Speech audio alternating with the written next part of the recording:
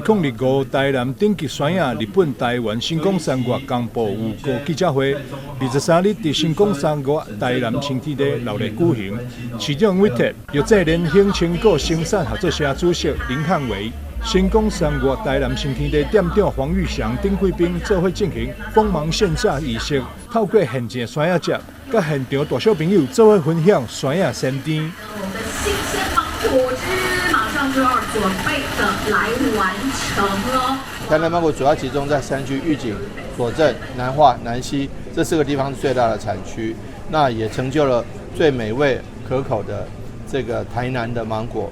今年由于气候的问题，芒果的产量没有那么高，但是事实上的品质反而更好，所以我们很欢迎大家来。现在已经开始接受预定了。那尤其我们最优品质的台南芒果，一定要进到最优地方的许多好的这些通路，包括日本包括韩国，包括新加坡，这些都是高所得国家。那尤其现在日本已经特别日本的朋友特别喜欢我们台南芒果，因此呢，我们这边已经在星光三月这边接受预定喽。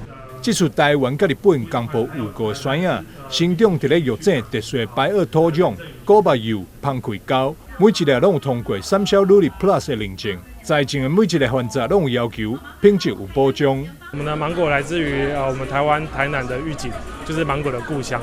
我们是有植物医生在这个管理跟监控，然后就是也有通过这个国际的验证。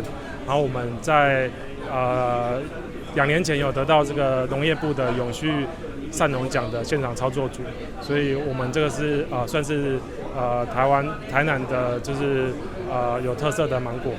台南有一山野伫国内外拢大受欢迎。伫咧有个记者会上，三山读书会创会会长陈以贤更是现场下定200箱的山野，要来收听台南的农业。我对我们台南芒果我非常的有信心。那而且我也是很喜欢吃芒果的一个人哦，跟我们台南大部分的人一样很喜欢吃芒果。那我希望呢，我以实际的行动来支持我们的芒果。农业局表示，今年山野有个公布进军日本市场，适逢当地中元节送礼旺季，真具有话题性甲代表性。台南山野礼盒仔为即马开始伫全台13间新光三越美丽市场，拢会当填写有个单。伫日本嘛会当透过有个指定送礼地址，领验新鲜直送。不论是伫咧台湾，也或是日本，拢会当轻松享受到药剂顶级山野好滋味。记者张世维采访报道。